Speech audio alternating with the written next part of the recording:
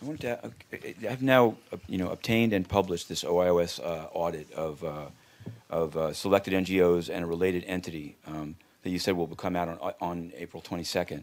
And there's different things I want to ask you about it, but one main thing I want to ask you about is there's an entire section that runs from paragraph 37 through paragraph 40 that's about an exhibit that they say was improperly held in the visitors lobby on June 30th, 2015. And it goes through a lot of detail, and it says that the Undersecretary General of the Department of Public Information is in charge of the Executives Committee and, I guess, in charge of the space. And somehow this exhibit was held in violation of a number of the rules that apply to it.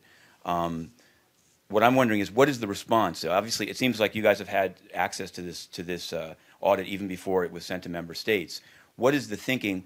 The way they walk through it is they say it seems strange. If she's in charge of the space and the exhibit took place without complying with the rules, what is the response to her responsibility for that?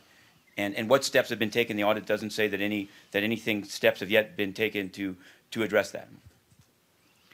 Well, with regard to the specific cases referred to in the audit, action is being taken to determine responsibility and any follow-up and any measures that may be deemed appropriate. And so we'll continue to study that. And who decided? I mean, I did, in getting the audit, there obviously is a long section about South-South News, but I noticed that a related entity of which there's been a lot of coverage is South-South Awards, and it's unclear, it's not mentioned once in here, and this is something that, I mean, the Secretary General received a South-South Award. This is an entity that's absolutely connected to Eng Lap-Seng and Frank Lorenzo et al. So the question is who, maybe that's OIOS, but who decided on the scope of this audit, the date that it would start, January 1st, 2012, and the exclusion of one of the things that people covering this scandal have focused on are these glitzy events in the Waldorf.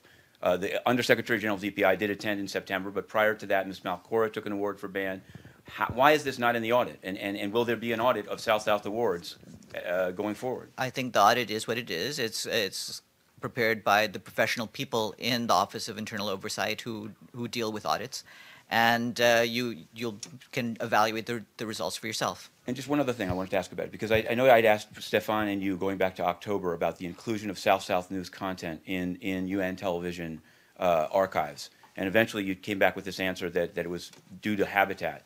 And I've pointed out to you that there's a number of things that have nothing to do with habitat, a number of inclusions that you just search UN TV for South-South News. But I do notice in this audit that there is a reference to South-South News and habitat. So I wanted to know, was this finding that you said of people looking into how that got in there, was it basically just taken from reading the audit, or was there an analysis either by your office or DPI of how the many other inclusions of South-South News in UN TV archives took place? No, our office had checked with DPI. That was prior to us knowing about the results of the audit. And with that,